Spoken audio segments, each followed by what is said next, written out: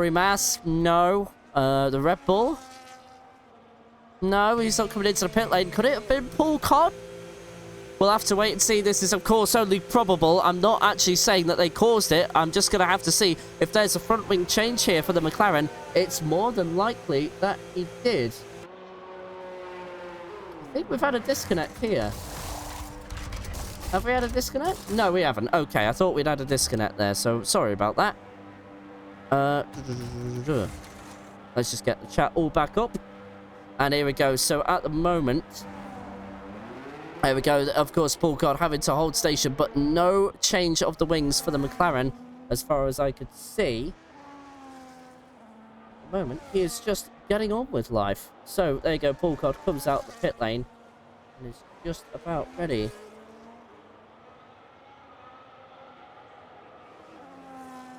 So, at the moment, we are now under safety car conditions. Let's just kind of take a breather and see what is happening here. So, Dan Lovett, your new lead, well, it's been your leader for a few laps now, but after the pit stops, up 5 positions for him. And he is currently just doing his best to stay in front of everybody now. Let's see. Dan Lovett there, of course, up into first. Noah in second with a 3-second track limits penalty. Not able to replicate his dominant drive from Silverstone. Rendog in third. I Have No Grip fourth. Fifth is Dinosaur. Mr. James sixth. Tez in seventh. Of course, we've already been through how his race has gone. And in case you have just joined, spin on lap 1. And after losing pole position to Noah at the start, has meant that he is down in 7th, but has made his way up the field and has still got a lot of time to go. There is still 35 laps of the Grand Prix. Then there's Uri Mas here, who's having a decent debut. Currently down 1 position on his start, but of course, more than enough time to make that up, and potentially more to come if he can stay with 5th. I don't think he's going to be able to go any higher than that. The top 4 just seem to be in a league of their own as of right now. Then it is DGH, then Meldrum in 10th. With Hash in 11th. Then it's Quincy for 12th position. He's catching up after serving a pit lane penalty and, of course, damage to his front wing from lap 1. Hopefully, he's got no more damage than that and he can try and get back into the top 10. Of course, he started from 10th, but is currently down to 12th. Then Paul Codd, really, well, he's having a consistent drive. There's been a few moments for him as he goes wide through the first corner. We are under safety car conditions. You can just take it a little bit easier there, my guy. And then Matt Tudor doing the exact same thing as the McLaren there. But, of course, everybody pointing in the right direction. Of course, DGH was one of the drivers struggling with their front wing end plates, but I imagine he's got that replaced by now. Let's just have a look. I think the Red Bull coming through the hairpin now. Yeah, he's got that front wing replaced, so his aerodynamic performance should be returning to the car. Rendog at the moment in 3rd position. Dan Lovett also in 1st. So the Mercedes still having a good time of things right now. Of course, just to remind you, in case you have just joined us, 43 points separated the constructors from Racing Bulls to the Mercedes. So, not doing bad at all for their sake. And now, well, with the Alpines in 3rd, they are on 53 points, I imagine. No, it's 48 points. Sorry, no, it's 48 points for the Alpines. Then it's 43 points for the Kick Sauber. And then, yeah, no, Aston Martin with 17. Haas and Red Bull on the same points with 15. And then Ferrari in 8th with only 2 points. And Williams and McLaren without any points at all. But at the moment, Williams looking like they're going to score their first points with Noah in there. Although I think the rule in the reserves here is that they do not score constructors' points, so I do think that may not count. But of course, we'll wait and see. At the moment, we are going to be racing as of the next lap. Everybody will have had time to recharge their ERS, cool everything down, just reset mentally and get ready for the wet conditions. I do think we are going to be seeing full wets very, very soon. We did see Matt Tudor briefly go on the full wets, but he's exchanged those for a set of intermediates. Probably the right thing to do as well. He just wasn't keeping pace with everybody else. So we'll wait and see what happens. But at the end of this lap, we will be underway. Dinosaur, of course, going to be serving a drive-through for speeding under the safety car. And that's unfortunate for the Ferrari driver. But now we wait and we wait because we just need to wait and see when Dan Lovett will get underway. Of course, Virtual Race Control will be the ones to call the safety car in at the end of this lap. As soon as Matt Tudor is called up, we shouldn't be waiting too long at all, as there's a bit of a weird swap there in the tower between Urimas and DGH, but nothing to see there. Please disperse. But Tez as well, despite his great recovery, 3-second penalty for him, but of course a lot of penalties being dished around Meldrum on 9 seconds as of right now. But the rest of the drivers like Paul Codd, Hash, DDH and Noah on 3, and of course Mr. Jabe and Tez also sharing that total. Dan Lovett goes into tonight as the leader of this championship, and he is hoping to keep it that way towards the end. At the moment, the track looks to have gotten a lot wetter since the rain has been pouring down. So will we see... I would imagine we would see full wets at some point or another. Virtual Race Control should be getting ready to call the safety car in. Surely at some point down this short straight between the Spoon and 130R, we should see the call graphic at the top of your screen. Not quite there, you go. And, well, we'll pass this over to Dan. We'll go on board with him, look behind, and we'll see when he decides to go. He's just got to wait for the safety car to peel into the pit lane, and then we're underway.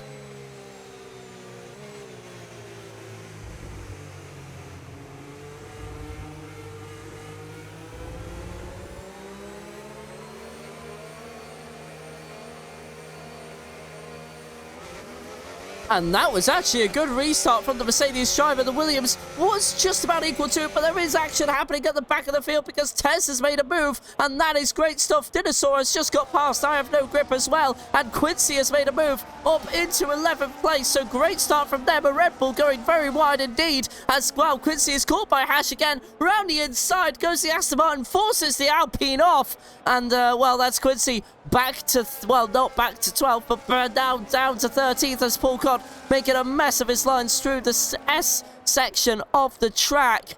And at the moment, let's see what's going on elsewhere. Noah has not really been able to make a move on Dan since the restart. He's checked out by 0.8 of a second. And now, of course, we are not going to have DRS under these wet conditions. Rendog is struggling. Dinosaur is close. But remember, drive-through penalty for the Ferrari. And now for Ferrari is going to make a move. And that is for 3rd place. But, of course, it's going to matter very little as Rendog is understeering all over the place as Hash has now made a move just before the hairpin as Quincy round the outside there. What a move, but can he keep it? Yes, he can. He used the traction on exit of the hairpin to get past this. Oh my goodness me, chaos at the front there. Everybody seems to rejoin A-OK, but Urimas there with a bit of a mistake and has gone wide, and I think they call it the 230R at that point. But at the moment, it seems like there's a lot of chaos happening as now Paul Connor's made a mistake and Belgium's made a mistake too. Oh my goodness me. Absolute chaos off the safety car restart. We have 33 laps to go. Can you keep it all together? You're 5 laps away from getting to the halfway point. That should usually change your thinking to thinking, okay, I'm in a normal league race, but no, Urimas and Matt Tudor were side by side, and then they get the move done. But Taz has also made his way past I Have No Grip, and it looks like his name comes true when he's in the wet because he is struggling while Dan Lovett is checking out. And Dinosaur, remember, still needing to serve his drive-through. He's got about 3 laps from the safety car restart, so he's had his first lap. He's now got his second. He's got to serve it next lap, or else he will be disqualified from the race. At the moment, Tez now has been given a second life as now Meldrum and Quincy both make moves as now Quincy is up into 9th place, which is where he was for a large portion of qualifying. But it looks like the wet conditions favouring him as of right now. And look at that, bit of a squirrel through the stake section. And, well, that's not unusual in the wet. Doesn't necessarily mean the car is sliding. It's all Rendog there, drifts through Degner 1. And, well, Tez having to slow right down before making a move. There was nowhere for him to go, but surely the momentum out of Degner 2 should see him make a move. Goodness me, at the hairpin round the outside. Maybe we saw Quincy do the same thing, and yes, he just about can, but who's got the better momentum? It is certainly Tez indeed, as that inside line going through to the right-hander is what's important there. So Tez is through by half a second now on Rendog. And there we go. Move all said and done. But look at this. Look who's been able to catch up. Dinosaur as well. We didn't expect to see him, but of course, remember, needs to come into the pit sooner rather than later to serve his drive-through. As now Meldrum and Paul Codd are swapping positions quite quickly. And now look at Ori Mas. He's now got through to 12th place. And he's going to try, well, he's going to stay ahead of Paul Codd. The Haas driver has been faster than the McLaren throughout the evening, so I don't expect that to change anytime soon.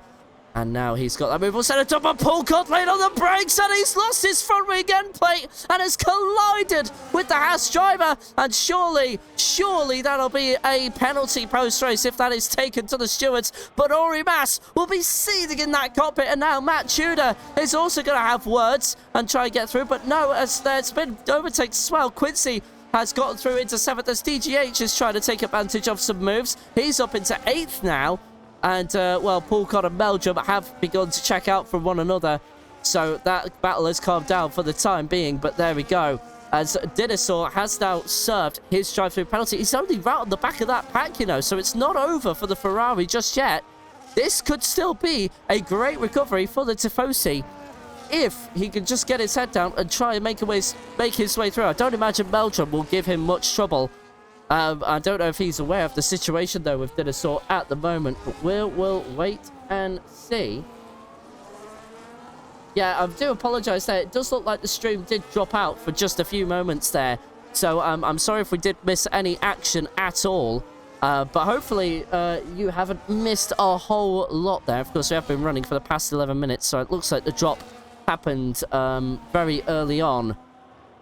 So yeah, no, I do apologise about that. But anyway, at the moment we are seeing Noah still stay on the back of Dan Lovett. But of course, Tez is now making himself known as well, up into 3rd place. What a recovery this has been. And he's now looking at Noah again at the foreground of his view, and he will be surely getting ready to size a move up as Quincy making moves in the wet here. So I wonder if he was set up for the wet. I wonder if he had a sixth sense that he thought Suzuka is going to be wet, and you know what, it's paid off, because now they have got 30 laps to go and a lot of time to make up as Hash is now in the pit lane. Let's just, oh, goodness me, he makes his contact with the barrier on the way in. He locks up the both front brakes there. Ori Mas has just made a move, well, gets benefits from that, as does Dinosaur and Matt Tudor, but Dinosaur has already caught right up to the back of this pack as now Quincy and Mr. Jabe are exchanging positions again for 6th place through the snake section. This is absolutely amazing stuff.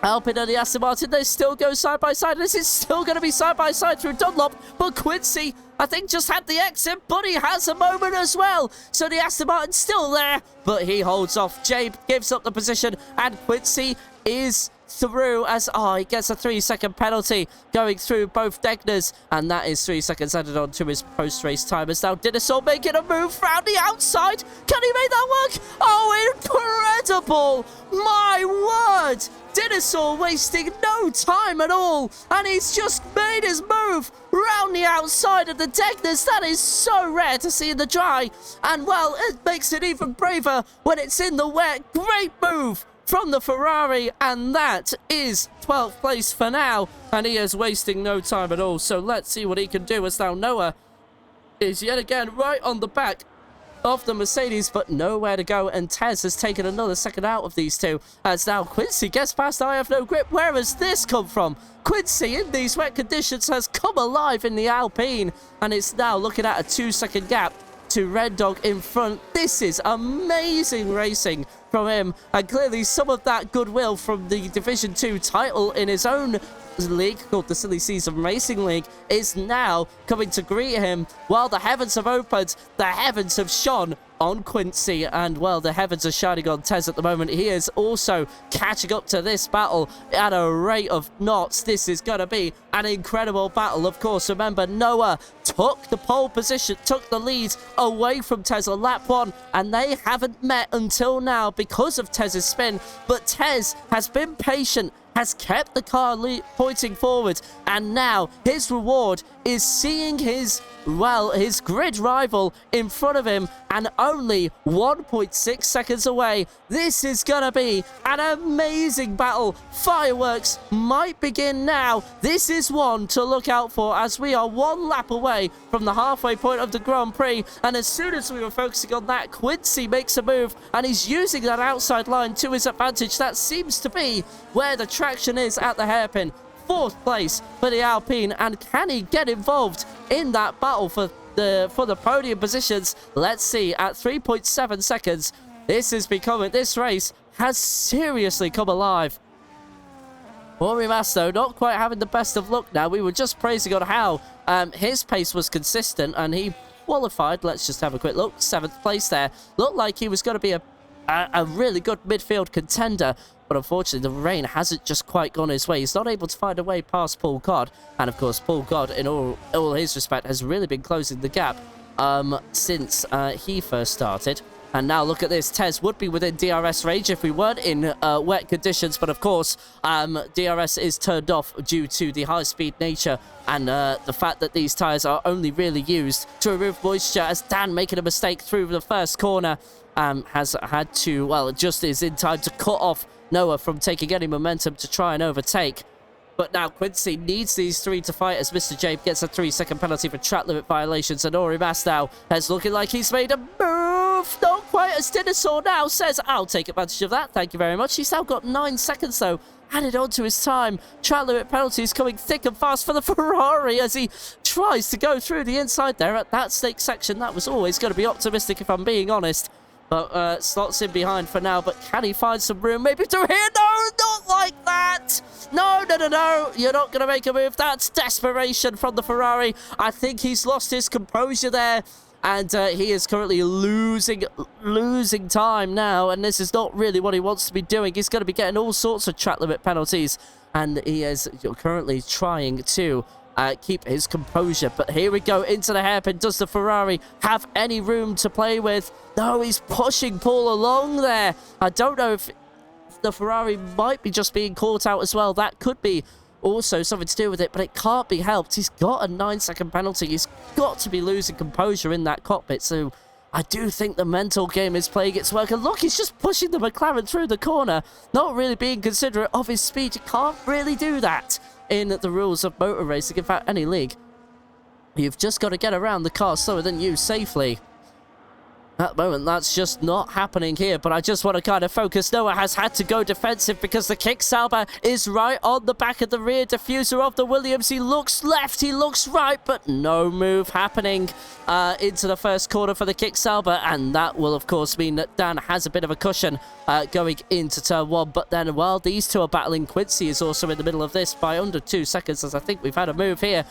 Here we go. Yes, we have, because now the Haas is trying to get past Paul Codd. He gets the move done round the outside, down the start finish straight, and that should be the move all done. And so there you go. Dinosaur has been trying to push the McLaren along, and he finally gets away through, but Paul Codd fights back, and a bit of contact between the two. Goodness me, the fireworks are being set off by the McLaren and the Ferrari. Paul Codd goes off the track, and he's not able to keep the position. He has to allow Dinosaur through, and both now have 9 seconds of track limit penalties to serve post-race. And look at this, the top 4 battle is now all for the lead. If Dan Lovett gets a 3-second penalty, well, he's on even keel with all of this. And the top 4, of course, in a battle of their own. Quincy does not want this to go dry. The rain hasn't let up just yet, as Paul Codd then in the background has found a way past the Ferrari of Dinosaur again. And Ori Mas is just trying to check out for all this. He's like, I do not want to be involved in your battle anymore. Please just let me go. But no, Ori Mas has not helped his cause at all. He spins, goes into the barrier. His rear diffuser might have taken a bit of a knock there. And he's just going to try and reverse and get it down. Well, get the car pointing in the right direction. No intervention should be required from race control. And he gets back underway there. But here we go. Let's see if Quincy can try and make a move. Or does any of the top 4 have a move to make? Doesn't look like it, as Quincy trying to save his engine temperature. So if you do see any cars, just maybe try to find a bit of room, but try to find a bit of clean air. As Noah there had an awful second part of the corner. He is currently just trying to hang on to things. So let's see what happens here. But at the moment, we'll see what at the moment. Tez has had to settle for 3rd place, but he's looking at the lead of the battle again. And let's see what happens. But 28 laps have gone, and they have flown right by us. Dinosaur has also made a move for 10th place. It looks like Paul Codd has finally had to give up that position. He's also missing a front wing end plate for good measure. Wonder if that's come from, I think that's come from contact we just haven't seen. And I have no grip as well. Well, let's have a look at him. He's currently suffering really badly as well. He is currently, well, about to be overtaken by Mr. Jabe, which is not what I would have thought when I saw the qualifying standings at the beginning of this. Qualified third, and the wet weather has been his downfall. Look at Mr. Jabe, even with the outside being the grippier part of that corner.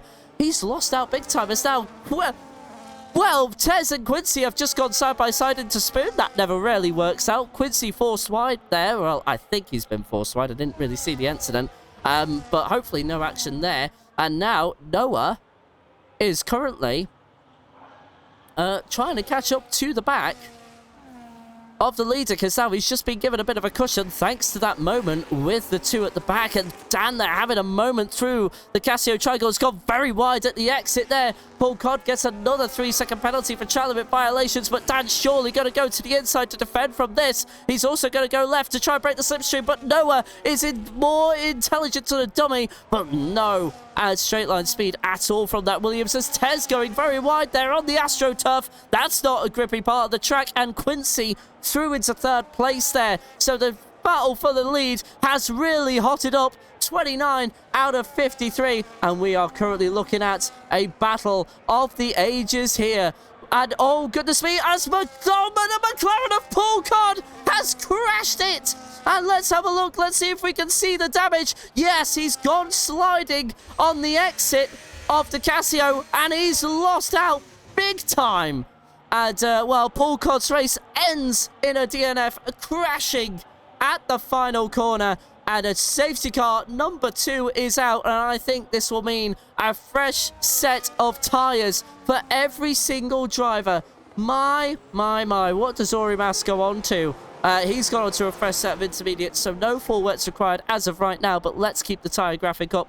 Some drivers are going to have a second bite at the race. Rendog especially might appreciate this more than anything, but otherwise, with pit stops being made on the safety car, all tyres should be able to go to the end, and if it stays wet, the intermediates will be fine. We'll need a few laps under safety car to clear the debris, and then we're back racing. So I am not going to be shocked if we see some pit stops here, but then again, is rain going to stop in the next in the next 10 to 15 minutes? You just never know. Remember, we don't sadly have access to a weather radar at this current moment in time in the commentary box in the spectator's view, so we'll see what happens there. Yeah, of course, I do just want to apologize very quickly. The stream, I think, did have some technical issues just about half an hour ago, and if you did miss any laps of racing, there's nobody into the pits, so they know something we don't, but Tez is the only one out of the top 4 that comes in. Rendog also ignores it, so Tez, well, I don't blame him for doing this, but if rain's not going to be here for too much longer, then this might potentially cost him as well. But at the same time, you do want to be on the quicker tyres, so I don't blame Tez. He's just trying to carve his way through the field and just try and be with him, but now he's lost track position as well. And we'll be behind DGH when they get past the safety car line. Oh, that's rotten luck for the Kick Sauber again, so a bit more work to do for Tez yet again once we get under restart conditions. And we won't have to wait as long. All we have to do is wait for Orimas to catch up. He's not really too far away from the pack, about, I would say, 28 seconds away to 27 seconds. As a Red Bull there having a moment, as DGH there having to get back past as Tez there saw. Bit late there what was going on, but in the end, it didn't matter. And Tez back behind the Red Bull. So, at the moment, we are going to go racing, I would say, at about lap 33, I think. Something like that. Yeah, I would say about lap 33. But there you go. That also depends on Orimas and how he catches up and how the rest of the pack catch up as well. But yeah, we'll soon see how that all goes out. But anyway, what a race this is becoming, and what a race this shall be towards the end. Nobody pitting as, Belgium there, gifting a tier 1 subscription. Thank you very much for your continued support towards the Nitro Realistic Racing League. And that was to Tez419, who, of course, was your pole sitter, but has had a couple of moments and now sits 8th after serving the only driver to serve a pit stop under these safety... Well, one of 2 drivers, because Orimas also did come into the pit lane to make a pit stop, and he is now on fresh intermediates, as is Tez, who was the other driver. at the moment. We are still waiting for things to get underway. So lap 30 out of 53. We are currently, well, yeah, we're currently under the second safety car. Many lead changes, of course. Remember, just to kind of recap the race very quickly, for those that have just joined, it was Tez on pole position, and now what? Tez into the pits again, and what for? Oh, a damaged front wing. Oh no, another moment for Tez. What has been an excellent race. Now, with very limited time, he's all the way at the back again. Bar one driver, of course, the same circumstances. He had 452 laps at the start of this race to make his way through the field. Now, he only will have about 20 or so laps. And Tez here at a big disadvantage as he comes out of the pit lane.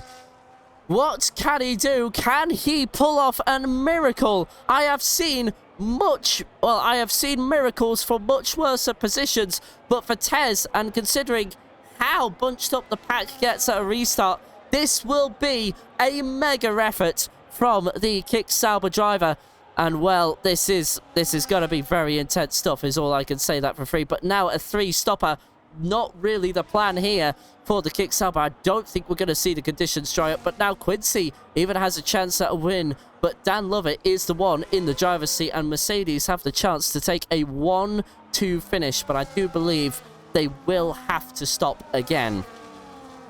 But Tez here will be at a massive advantage, as will Ori Mas. They are the only two drivers to have made a pit stop, and even, well, now Tez with the unique thing of 2 pit stops under 1 safety car period due to front wing damage, and 1 just to replace his tyres, and now he finds himself even further back, so a lot of work to do. And you know what? If Tez, or Ori Mas even, beg your pardon, can hurry up, we will go racing at the end of this lap. I think it's going to be a very late call though, but I have seen Virtual Race Control leave it late. And let's see, I think we will be, yeah, we're going under safety car conditions for another lap. So, yeah, we will be officially racing on lap 33, and it will be 21 laps to go at the line. No, we won't. We're going underway now, so we must go quiet. Dan Lovett controls the pace again.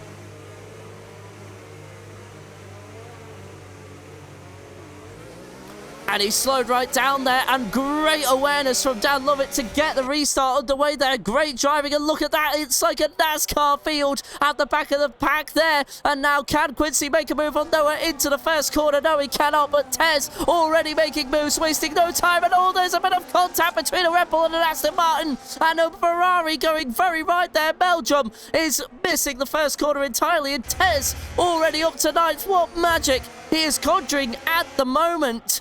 And now Quincy also still behind Noah at this early stage of the stint, but Tez might be putting these people under pressure. And look at this, DGH round the outside of Dunlop. He gets that move done, and then Dinosaur follows suit as well with a move of his own. And I Have No Grip is really having no grip. He can already see, oh goodness me, who is it? Tez there at the back of that pack, as Mr. Jabe goes through into 4th place. Red Dog really bad off the start there, and I Have No Grip is going further and further down like a stone to water. And he already, Tez makes a move for 8th place. What a start from the Kick Sauber. That is 4 places in a matter of corners. And that is great, great stuff. As, oh goodness me, contact between the Alpine and the Aston Martin there. And Meldrum and I Have No Grip also swap positions, but this has really been a disastrous Grand Prix from this moment forward. Ever since the rain has come down, there's been little to no response from the Alpine.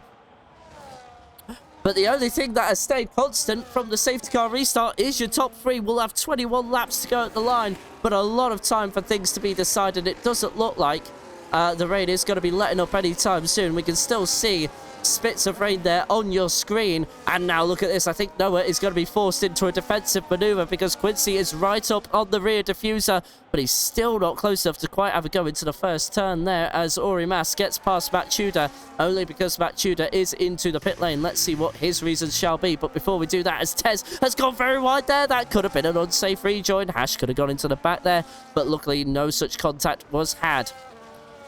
Now into the snake section here. The Ferrari is really on the bumper. Well, I say on the bumper, the rear diffuser of the kick Sauber. As oh goodness me, Ferrari very right there. That's Belgium really going in, sliding through the stake section, and well, snaking through it, if you will, ha ha ha. And at the moment makes his way up into 11th, but Belgium might be coming back right away. Not good through the Degners though. He could have pulled off something epic like Tez did a few laps ago. Wasn't always going to be likely. So yeah, 21 laps to go at the line. Well, 21 laps to go as of right now, 20 at the line. And the top three in a league of their own. But look at Quincy. He's caught up as Hash has made his way past I Have No Grip as well. Well, Hash and I Have No Grip are swapping in reality. But at the moment, that is a battle for 9th place. We are currently focusing on the battle for 2nd. And here we go. Down the east start-finish straight. We are now going to surely see Quincy make a move. Here we go in the slipstream and using the battery. Surely not close enough through 130R. You wouldn't expect him to be either, but what a move it would have been if he could have pulled that off. That would have been absolutely crazy.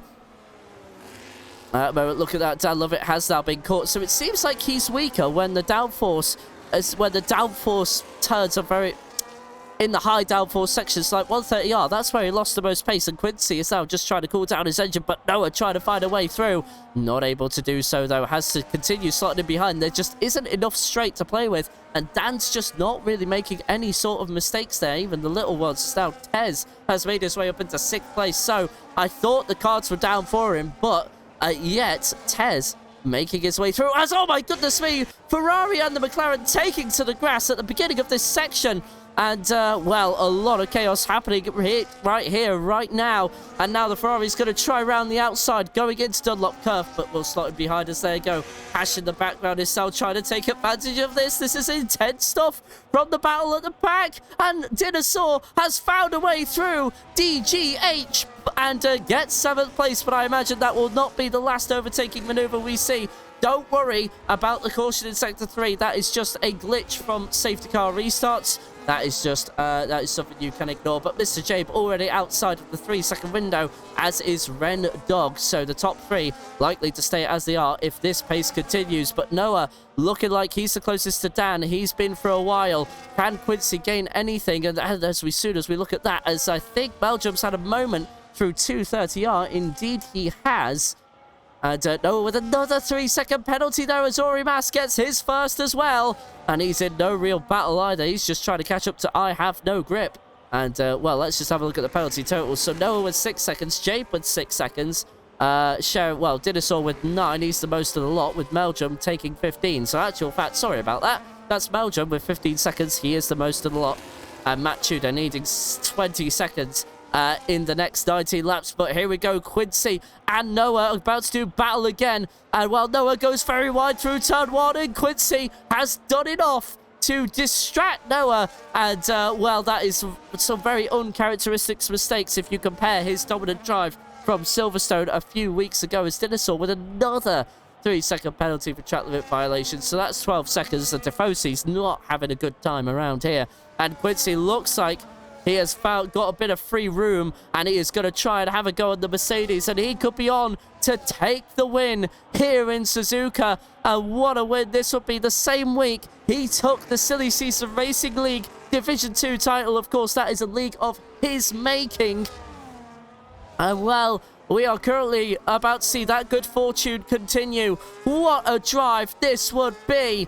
And this is now coming to be one heck of a week, as we've already stated. Quincy is getting closer and closer. Surely a move is on down the start-finish straight. He's not going to care about his engine temps for now. He is going to try everything he can to bring Dan into a mistake. But don't forget, Noah is there as well. He is quick in his own right.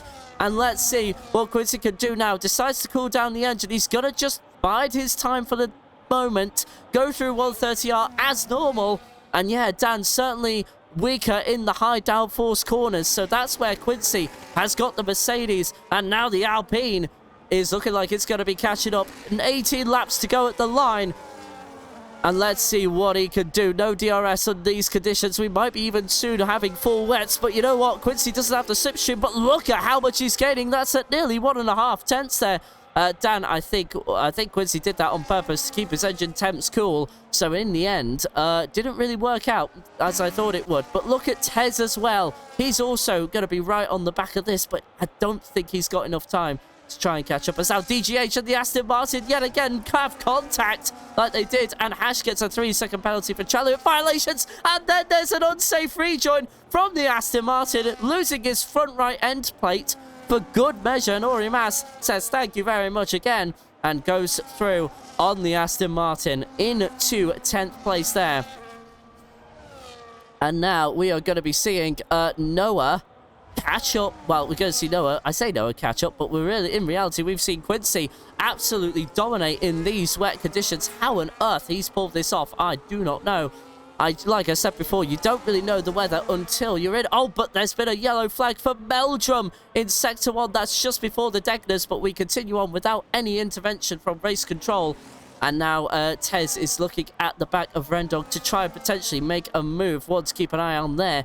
Noah is also very close, but a bit of a mistake from the Mercedes driver. He's going to be wanting to keep Tez behind for as long as he can. Rendog's going to try and help his teammate take victory here.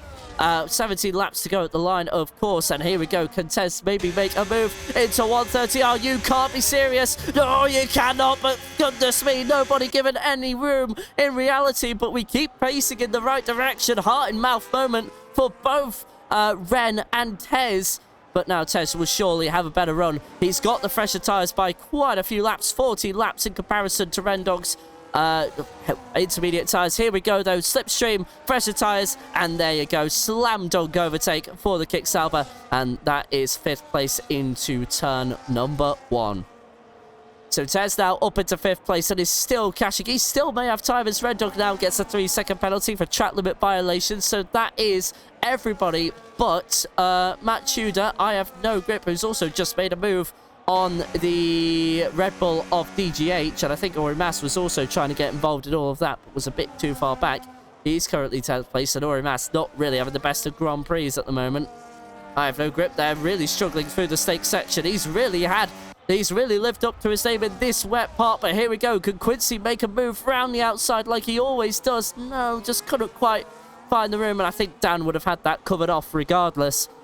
Championship leader proving why he is championship material. At the moment, he should be comfortably on for his 3rd podium in a row, but I think he wants to win this on track in case any of the track limit penalties get removed, although I highly doubt that will happen. Those look fair to me from the little I have seen, unless if everybody goes through their replays with a fine-tooth comb and find out that they weren't invalidated. But of course, that is a discussion for after the race.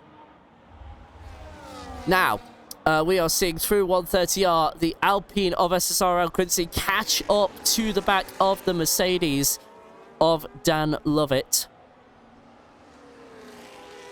And Tez has just made a move on that. Sorry for missing that as well, but that means that he's got 5 seconds and not a lot of laps. He's got 16 laps, so here we go. Quincy to the lead of the race. Can he do it through the first turn? No, he cannot. Dan holds firm for now, but now Dan looking a bit vulnerable. Of course, they share the similar life in tyres, but Tez will have fresher tyres indeed. Remember, he's got a 3-second post-race penalty, does Tez, and Dan Lovett has nothing at all, and Hash with a 10-second penalty for speeding in the pit lane has got to either serve that in his next pit stop as he retires from the race anyway, so he's had enough.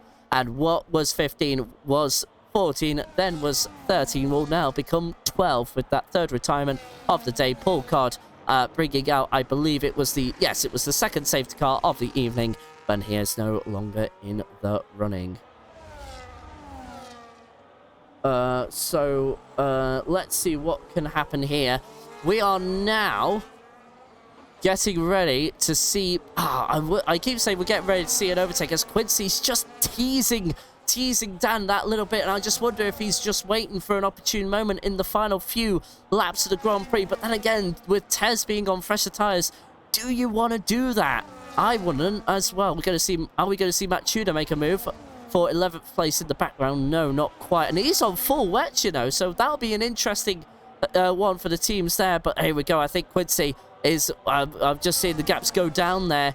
And let's see what Quincy can do. So he will have the run going down the start-finish straight. Surely now this is overtake central. Let's go on board with the Alpine, getting a much better run. As Dan Lovett with a 3-second penalty. So now this is a race for the lead. But Quincy with a massive mistake off the final turn. Here we go on to lap 39. Oh my goodness me, he's going to try around the outside. Who is going to come out on this? It's Dan for now. But does Quincy have the cutback? No. But now, Dan Lovett with a 3-second penalty for track limit violations is currently in a race with these two behind. The pressure is on for the Mercedes. 15 laps and, well, 15 chances for one of these two to take the lead of the race, as now Matt Tudor has made a move on Meldrum after he made a mistake through the hairpin at around sector 3. So let's see what Quincy can do, but into the Degner, surely not, Quincy, goodness me. And now going into Degner 2, but they are closing right up, and Dan is doing such a good job to hold off the pressure, but that little dent in the armor now has come through, and he has a 3-second penalty post-race, but has also the rain cooled off? No, there's definitely still spits of it on your screen, so I think Matt Tudor has made a mistake going on to the full wets. And Quincy now is going to have a go around the outside of 230R. And he's done it! He's done it! Quincy is through on Dan. And he's now taking the lead of the race. What a move from Quincy. And now Dan is getting a little vulnerable here. He's just lost the lead. Can he fight back through 130R? We know his car isn't the best in the high downforce sections. There's been a bit of a mistake. Yellow flag there, but no intervention from race control required. Can Dan fight back to go into the lead of the race?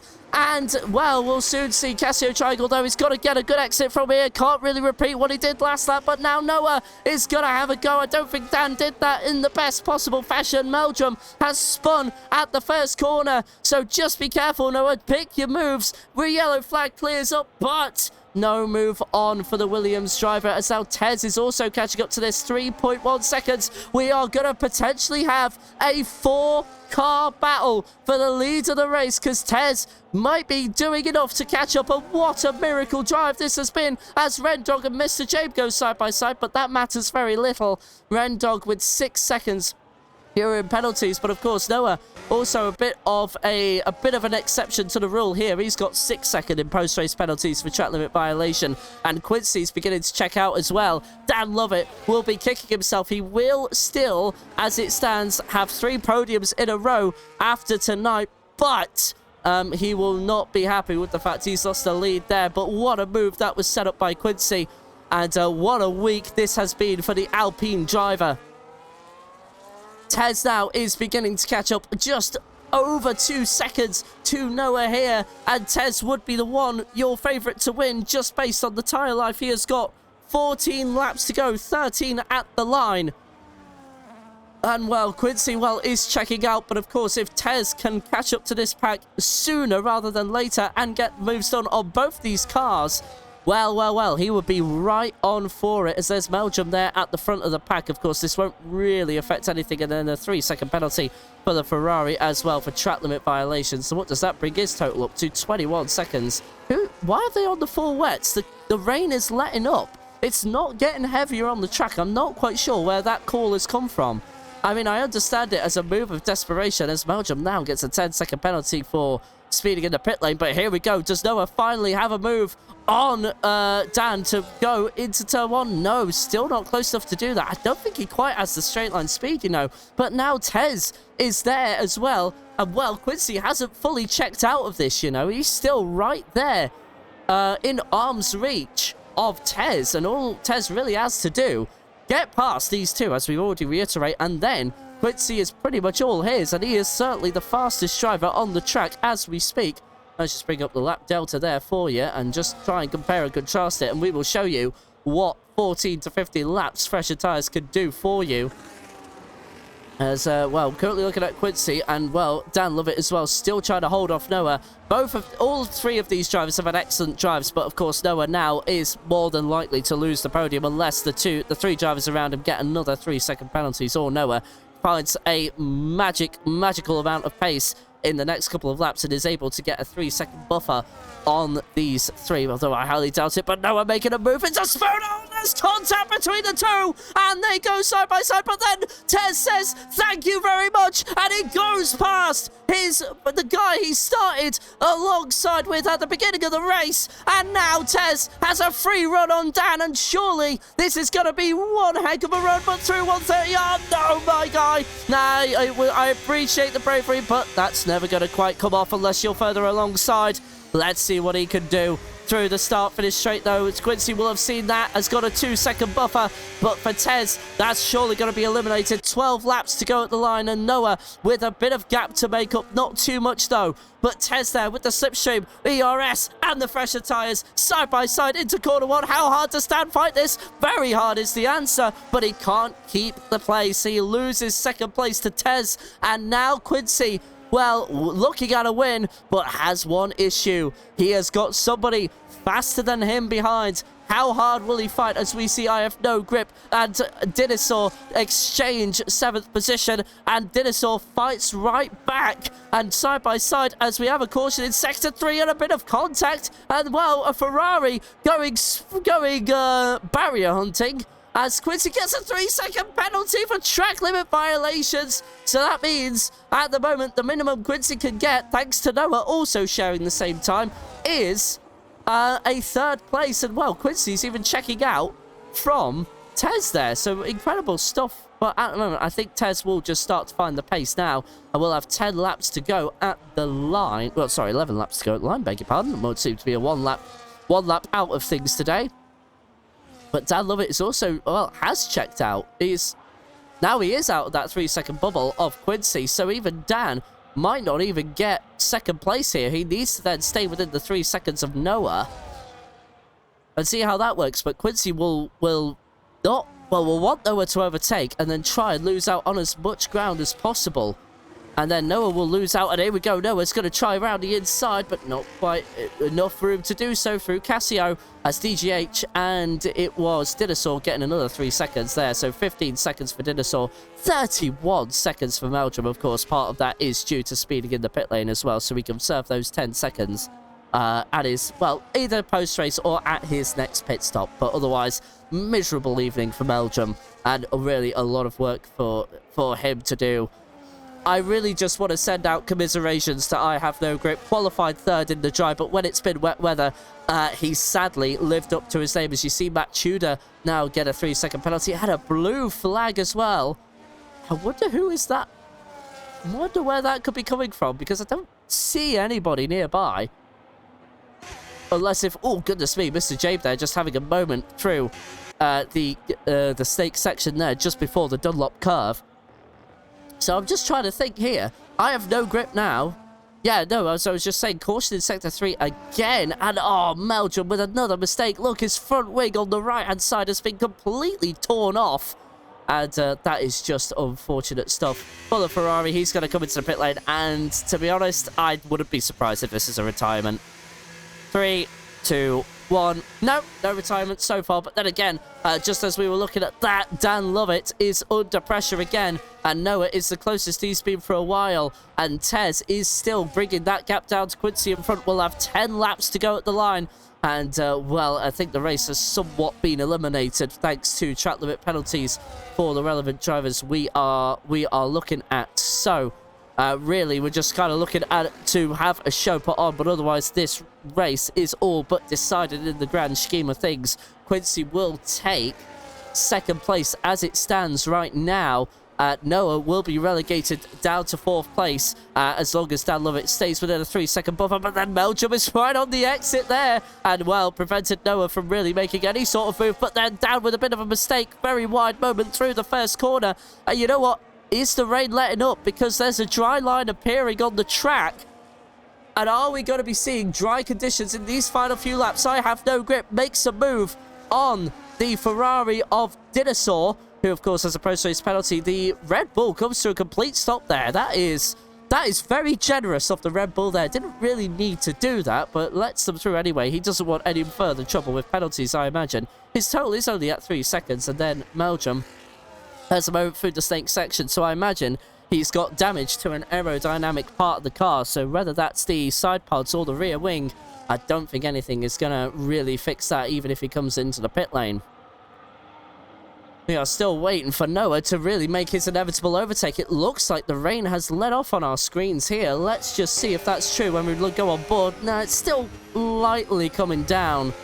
But it just seems like that we are going to be looking at dry conditions very soon. But whether or not there'll be enough time for dry tyres is another question entirely. And Quincy will not be wanting that. There'll be 8 to go at the line. And he is going to be wanting to keep that 3-second gap to Dan Lovett, but he's got 5.9 seconds as of right now, but Tez surely looking to make a move. He is currently 7.5 tenths away from the Alpine, but Noah is closer to the Mercedes for the battle for what is third. And Noah into the pit lane, and I think I know what he's doing. He is going on to a dry set of tyres to try and get some sort of undercut. We of course saw, I think it was Tez, no, or who was it though? I think it was Tez who came in early for the intermediates when it rained. So now Noah is going to try and go onto the dries early on. I wonder how much time is left in the raining conditions, because that track does look to be drying up. And I think DRS will be activated in a matter of moments. But also in a matter of moments, we are going to see Tez overtake Quincy for the lead of the race. This battle is somewhat eliminated thanks to the additional 3 seconds Quincy got. So we'll see how long Tez waits to make a move. But at the moment now, through the hairpin, and yeah, you can just see Tez has that momentum, but also rain hasn't really stopped, so I don't think we're going to see dry conditions. I think Noah might have thrown this away. We will, of course, keep an eye on the gaps for you. You can see those at the left-hand side of your screen as well. 2.7 seconds from DGH is Noah at the moment. That is currently situated in 9th place. Tez, though, is surely getting ready to make a move, but also Mr. Jabe is getting ready to make a move on Rendog. Those two have been battling it out, but of course Mr. Jabe was 6 seconds more in post-race penalties than the car in front of him. So unfortunately for Mr. Jabe, he's also going to lose out to I Have No Grip, but I Have No Grip recovering this rather spectacularly, as Noah actually gaining time there on those tries. He's gained 8 tenths to DGH as we've had a penalty come through for one of the other drivers. Didn't quite catch who that was. Oh, goodness me! DRS is enabled. We're in dry conditions. Has Noah saved his race? Or has he ruined it? Well, Virtual Race Control saying that this is now a dry race and everybody is going to be coming into the pit, surely. I'm a bit surprised no one's made a move, as Garley has now left the session. He already quit. Matt Tudor into the pits himself. And this is not the outcome Quincy would have wanted, because this gives a chance for Dan Lovett or Noah to catch up. And look at that, he's struggling on the exit of Degner 2. We have entered dry conditions, and Noah wasted no time at all, and he might have timed this perfectly, you know. This is incredible stuff. It was Tez to begin with the early pit stop to the wets, but this time for Noah, he's pitted early and has benefited. He's just overtaken DGH, but we're looking at the battle for the lead, because we need to see when Quincy is going to pit. This will be important for a podium. This could be the fortunes of the race right here. There'll be 7 to go at the line and a pit stop to come, I am sure. Quincy doing his best to defend from Tez, and Tez is alongside enough through 130R. Insane stuff. They go alongside one another. Quincy keeps the lead for now. Tez is going to try again through the Casio Triangle, but not close enough to have a go. And now, surely, they're coming into the pits. No, Quincy stays out. Tez does not, though. He is wasting no time. So, over to you, Noah. What have you got? I don't think he's close enough to really catch up to the back of Tez. I think he just timed that one a little too early, but we'll wait and see. Look, keep an eye on that green dot by the start for this straight. Red Bull going right at the back of your frame there. But I think, you know what? Noah's done enough. I think he's done enough, and will have a bit of a momentum swing towards his way on the exit. What has Tez got onto? Soft tyres, and there is Tez at the exit of the pit lane. Noah didn't quite do it. He didn't have enough of an undercut on the Kicksauber driver, so all the momentum has swung towards the Kicksauber now, and surely Quincy is going to lose a lot of time now, because Noah is not too far away. He's literally just under a second away as Quincy is sliding through the hairpin there. Let's keep an eye on Rendog, and the Mercedes not really splitting the strategy either. He did not go onto wet tyres, did Rendog, nor did Dan Lovett, so they are on the same strategy, and they'll be coming in at the exact same time, only an 8-second difference between them.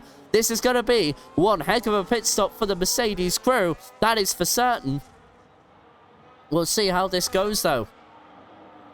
I have no grip at the moment, 2.5 seconds away from the top 3. He could be one heck of a beneficiary from all of this. Of course, drivers around him have scored penalties galore. But at the moment now, with Tez being just behind him, actually, now, no, he's going to drop back as soon as the pit stops occur. And there we go. Tez should get this move done easily. That is going to be an inside slam dunk move. And I don't think Grip will try and fight that through 130R. Yeah, no, he unfortunately has no grip as now. Noah there down the inside. Bit of a dive there, but makes it work. Meets the apex as now Dan Lovett into the pit lane. And Quincy stays out. I am very surprised by that. There you go, Noah with the fastest lap of the race. And Quincy has just thrown away what is a potential podium as now Dan Lovett and I have no grip into the pits there. So this is really, really not the way he would have wanted his weekend to go. And just looking at the drivers' standings, Josh here, who of course is not racing on the Friday, and neither is Ryan Brooks.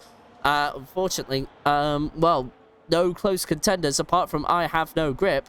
And I have no grip very much behind the championship rival. As Tez and Rendog have been overtaken. Well, Tez overtakes Rendog and then Noah follows suit. And there you go. That's how much time the intermediate tyres are losing right now.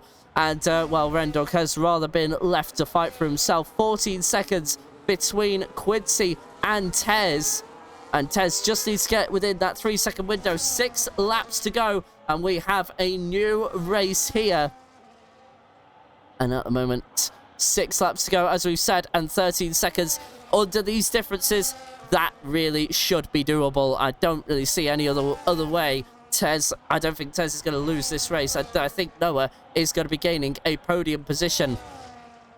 Does Quincy come into the pits? Yes, he does. So I think this will be a very important pit stop. He needs to be out ahead of Red Dog needs to come into the pits anyway, so he needs to be ahead of Dan Lovett. Let's go and follow the Mercedes driver, because Red Dog should be coming into the pits this lap. In reality, he's been struggling. No! Red Dog does not come in, so that's going to be an easy overtake, but we need to keep an eye on Dan Lovett, because he is currently seeing Quincy come out of the pit lane. He's just on the right of your frame, or was on the right of your frame, but I think Quincy has done just enough to be ahead of Dan. The undercut didn't quite work out for the Mercedes driver. So now, all Quincy needs to do is get an overtake done on Red Dog, and that should be rather easy, all things considered. And Noah now is also right on the back. He needs a 3-second bump on the Kick Sauber. These two, of course, swapped battles on lap 1. We have had to wait till they caught up to one another during the wet conditions, and now in the dry conditions, it's all fair and square again. Noah needs to find a way past the Kick Sauber, and, well, a bit of a look-up for Tez there through the hairpin, but looks like he gained more time than he lost as DGH gets another 3-second penalty. 9 seconds will be added onto his post-race time, so I have no grip there. Also making a rather easy move and going very wide is the Red Bull through the 2 Degners.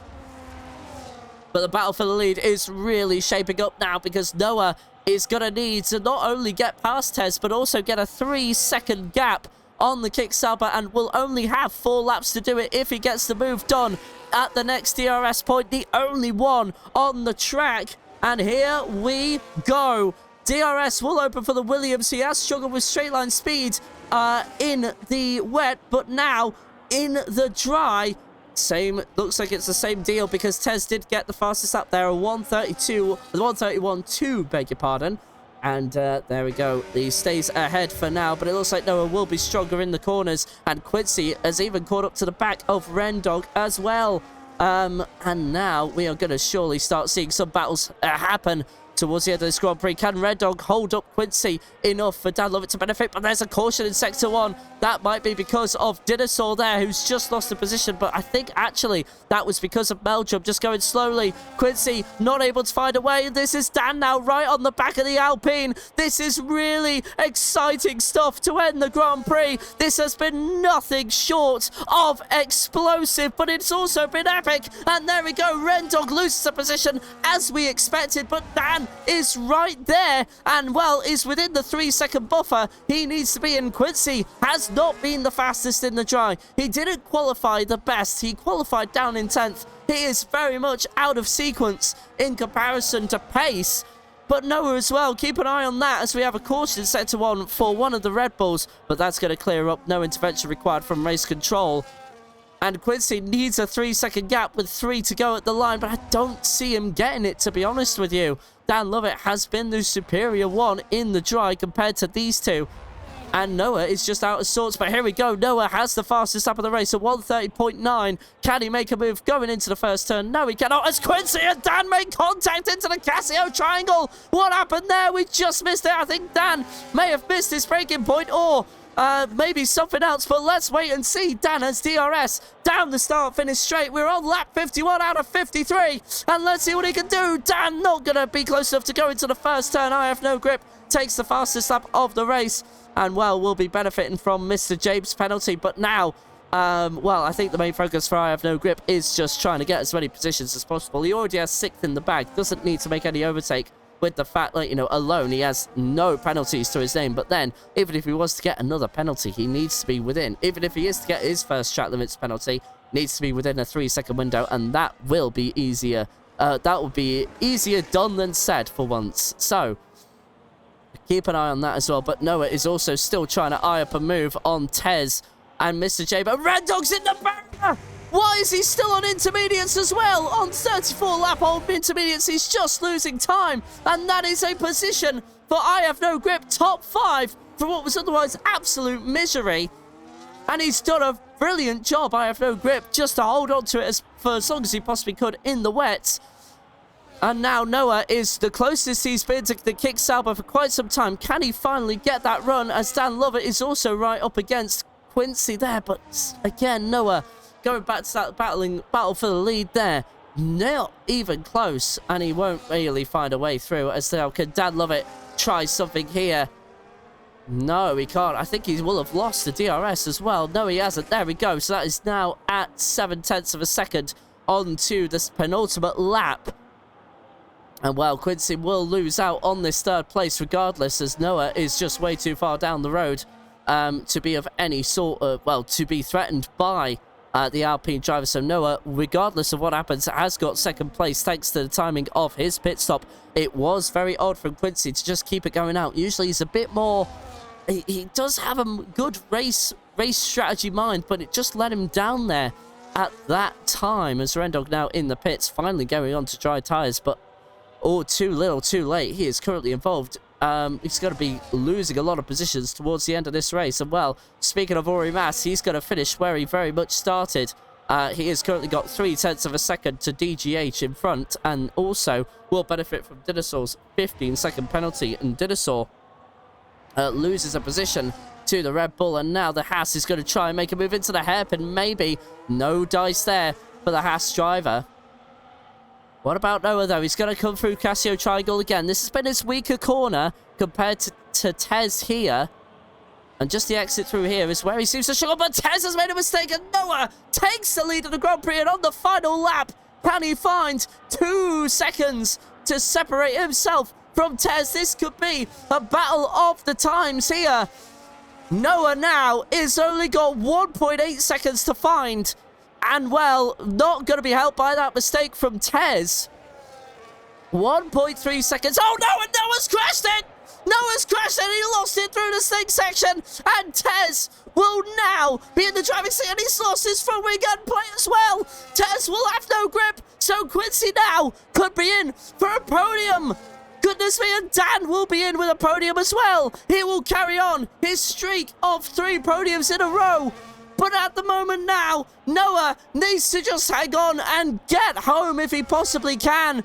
Keep that. Well, he's going to have to hope that Quincy doesn't start catching up at a rate of knots. At 10 seconds, we are here, but we need to celebrate because Tez is about to take victory here in Suzuka.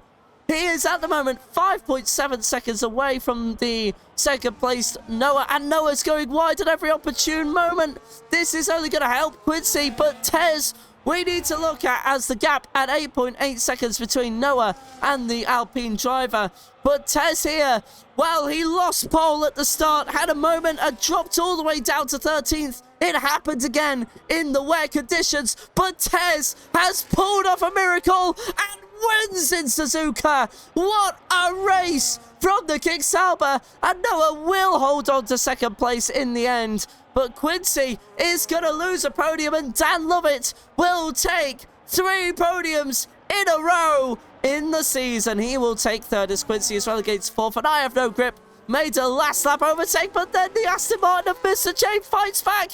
It matters very little, though, because I Have No Grip will hold on to fifth, and DGH comes across the line, but he will not be ahead of Orimas, and Orimas got sixth after all of that. Great job from the Haas driver there, as DGH relegated to 8th, Mr. James 7th, Dinosaur 9th, Rendog 10th, Matt Tudor will come home 11th. So we're just waiting for Rendog, and that will be the end to what was an extremely fun Japanese Grand Prix. What a race that was. And Tez pulled off a miracle to get on to the top step of the podium.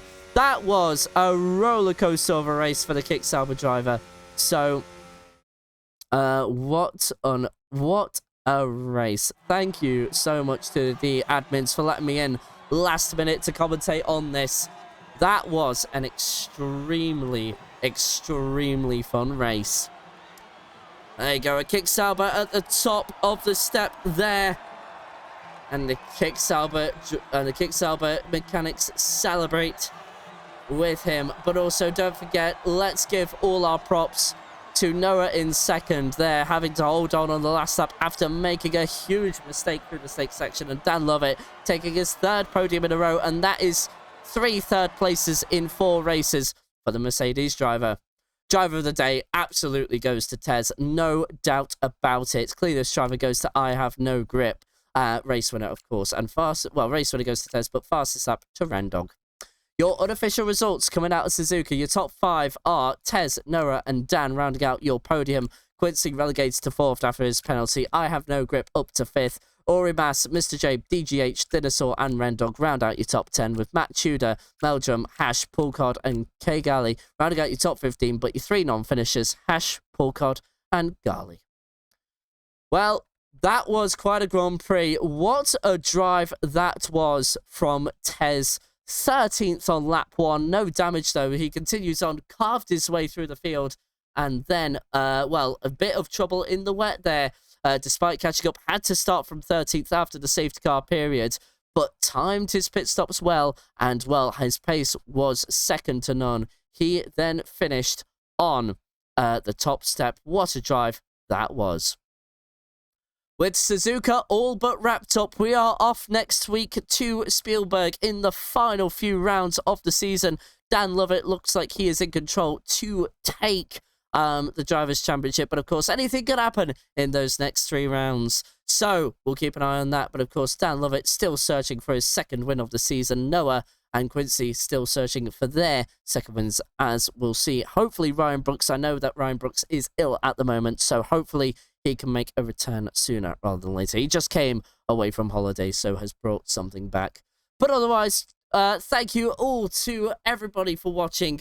From myself, I have been your commentator, David, for the Nitro Realistic Racing League. I hope you have enjoyed today's broadcast, and I do apologise for the issues that we experienced in the middle of the race there, but hopefully you haven't missed too much action. But otherwise, that is all from myself. So I wish you a very good rest of your evening, but more importantly, from wherever you may be in the world, I do wish you a very good morning, good afternoon, good evening, or good night, as do all of the admins, stewards, and the drivers from NRRL. We all wish you the very best. We'll see you we'll see you soon, actually, because we'll have more action to come. Of course, we do race 7 days a week as of right now. I don't know when we'll be next broadcasting. I think that will either be tomorrow or Sunday. And then we'll soon see, we'll see you very soon at some point. So, I do believe we'll be back either Saturday or Sunday. Saturday will be our F2 race, and then Sunday will be a 50% Grand Prix podium interview. Do we do podium interviews here now? Okay, it's been a while. It's been a while. In fact, yeah, no, we have our podium sitters. Never mind then. Okay, we do now. Right, gotcha. He's doing All it. He's right doing then. it. Okay. Guys, calm down. Okay, Tez, congratulations on that win. That was a roller coaster of a race for you. That was 13th on lap 1, then you carved your way through the field, then safety car comes out, you go all the way back down to 13th, and then from there you were pretty much unstoppable. Tez, how are you feeling? Feeling good. It was enjoyable. New experience for me in the kick bar. Quali was good. Felt alright. And then lap one, I lose force feedback, set me back, but just put my head down. And then yeah, throughout the wet stint, I just made a lot of silly mistakes, getting onto the grass, whatnot, and then yeah, I got wing damage, so it set me back. But then I knew that if it would dry up, I'd have better tires compared to everyone else, and I just head down, manage my barrier, which I managed to do. And then, yeah, even on the last lap, I still made a rookie mistake. But I knew if I just stayed with Noah for at least 3 seconds, I would have brought it home. So yeah, first 100% race, I'm quite happy with it, to be fair.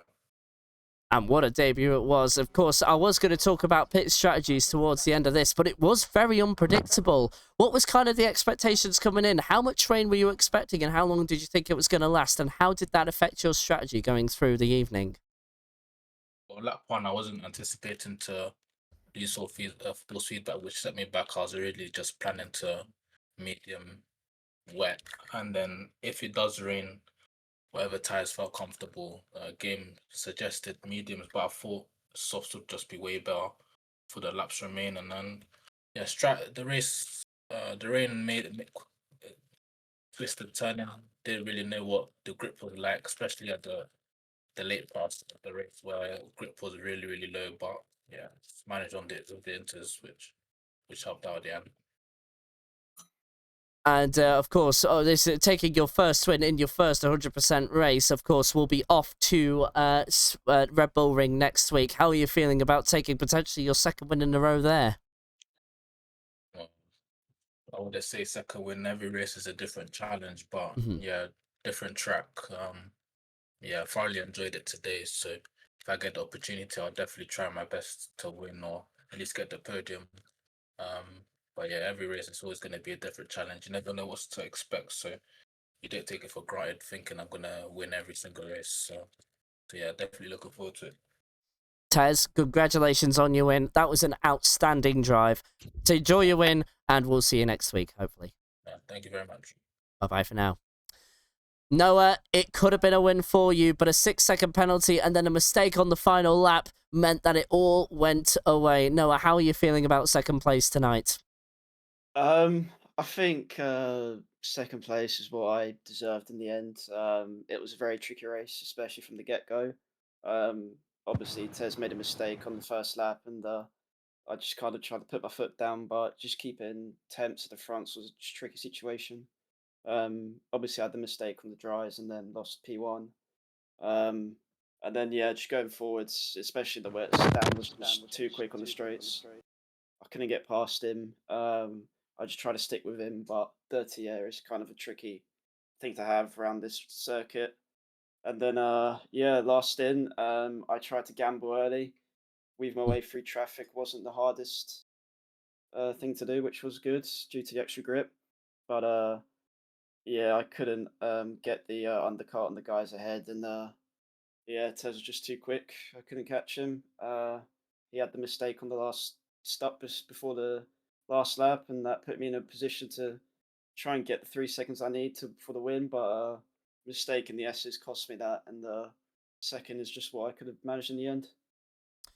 And like, similar question to what I asked Tez. What was kind of the strategy coming in? Were you expecting the wet weather, and how did that affect your strategy? And of course, that mistake, as you alluded to on the dries, how did that change the perspective of the race for you and your strategy? Strategy was I saw the rain on the dash on quali, so I just kind of had a little think before the race, and mediums was the best shout for me because the tires seemed to be okay in the window before the rain, and I thought Sauce were going to die off towards the start of the rain. And then it was just inters from there with the top guys at the front. And after the first safety car, it said to box for wets, but I felt like the rain wasn't changing, coming down more at the start. So um, I was just really sticking on the inters because the wear also wasn't really that severe. And then tried to keep it together before going on the sauce for the last stint. Um, and then yeah, it's just that extra lap or two of grip that Tez had helped him get the win, and that was all that I could do in the end of the strategy. And, well, one thing I do want to ask you, because there was that awful mistake on the final lap, and awful in terms of the, like, the gravity of it, going through the stake section. You got past Tez after he made a mistake on the penultimate lap on the final corner, and then I just feel like you pushed a bit too hard through the stake section, and it just sent you round. Can you just sort of analyse that for us? Yeah, it was pretty. I didn't know what to. I didn't expect Tez to make a mistake, and then I just kept my foot down. I saw I was over a second after exiting two, and then I think I got a bit too happy on the curb, and obviously them curbs are like ice. Um, and then lost the back end, and then went into the barrier. Fortunately, I didn't have any wheel damage. I just lost the front wing end plate on my left side. And then I just had to try to stay ahead of Quincy and Dan behind me just to keep that second place. And yeah, that's all she wrote in the end. And yeah, I think I want to forget about this race and move on to the next one, in my opinion. Still a good second place though, so that's not too bad in all things considered. But anyway, moving on to the next race. How are you feeling about the Red Bull Ring? I'm feeling quite confident. Um, it's similar to Suzuka with fuel. You gotta pretty much make sure you have the right amount of fuel because it's not really a slow circuit compared to other tracks. Track limits is going to be one that I want to try and keep myself away from, especially in the fast corners around the circuit. And yeah, as long as I can put a good quality run and then get within a second ahead of the car behind me, then that's one thing I'm going to have to be guns blazing on, and hopefully I can pull off a win.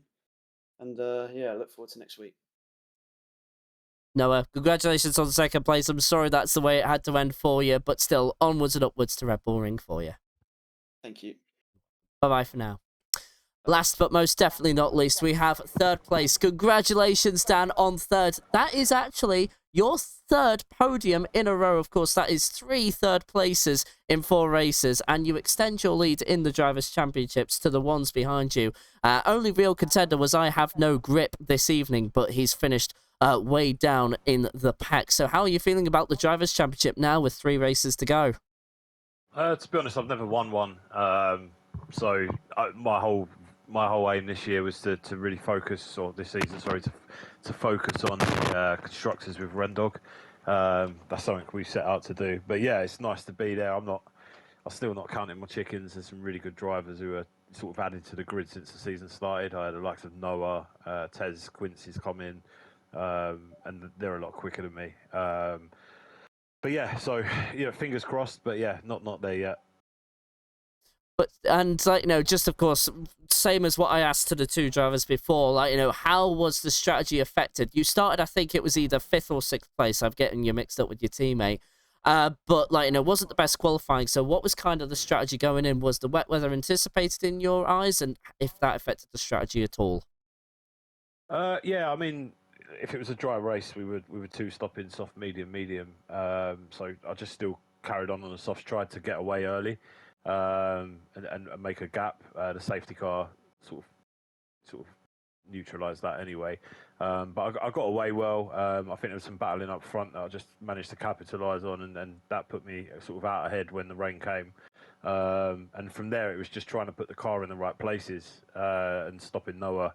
Coming through. So I was trying to just save battery for the back straight, making sure I had enough to and sort of get down to 60% each time. And it worked for a while. But class rises to the top, and they got me eventually. So you were looking like you were going to hold on to that lead for the longest possibly could, but then as soon as Quincy made his move, it looked like it was very difficult for you. Yeah. I think I went in a lap late. I should have gone in when Noah went in for the softs. But yeah, look, I'm not disappointed. If Japan isn't a track I enjoy, I find it hard work. So if you'd said to me at the beginning of the evening, you'll get a podium, then I would have bitten your arm off. Fair enough. And also, just kind of like the difference there as well was track limit penalties. Of course, Quincy had to serve 6 seconds in post-race penalties for that. So how difficult is it to keep it between the track limits here? And what made the difference between you and Quincy in your eyes? I think it's really difficult. I seem to have a habit of getting warnings very early, the 2 warnings in any race. And then I managed to sort of just keep it calm. But the problem with Japan is, obviously we had the rain as well, but it's very slippery on the curbs. And if you touch them, it's just, in millimeters, and it's hard to hold it. I don't know. I've not seen what Quincy's done. It's unusual for him to pick up those penalties, I'd say. But obviously I'm not complaining. I just at the end, just had to focus that I didn't pick up more than the 3. So yeah, it just stay within that window with him. Moving on to Red Bull Ring next week, how are you feeling about your chances of a fifth podium in a row there? Yeah, another tough one. I think the grid will be bigger next week as well. So some good drivers returning. Look, I just if I can just sort of being around that top 5 each week, that would hopefully see me over the line. But yeah, I just race hard each week and see what I can do. There's as I say, some really good drivers coming back. I've been fortunate enough that people have been away, and I've just managed to capitalise on it. Dan, congratulations on 3rd place. Thank you for taking my questions. We'll see you next week. Cheers, Dave. Thanks. Take care. Take care. And with that, we wrap up the round. Officially, we wrap up now after some post-race interviews. We've wrapped up round 5, and Noah very disappointed, understandably so as well. And it was always going to be a bit of a question if he could hang on for that one lap, but of course that little mistake sadly sealed his fate for 2nd place. Onwards and upwards to Red Bull Ring though for him, but Tez there with an excellent showing there on his debut in the 100% league. So what a race from him, and one to look out for going into season 2. But otherwise, that is going to be all from me. Dan Lovett remains top of the drivers' standings, and we'll see if he can continue that going into the Red Bull Ring. Surely some retired drivers will be returning. We'll especially be looking out for Josh and Ryan Brooks. They will try their best to see if they can recover. But otherwise, from myself, and, finally from myself and from everybody, including the drivers, the stewards, the admins, we all thank you for watching. And from wherever you may be in the world, we wish you a very good morning, good afternoon, good evening, or good night. Stay safe, stay alive. Goodbye for now.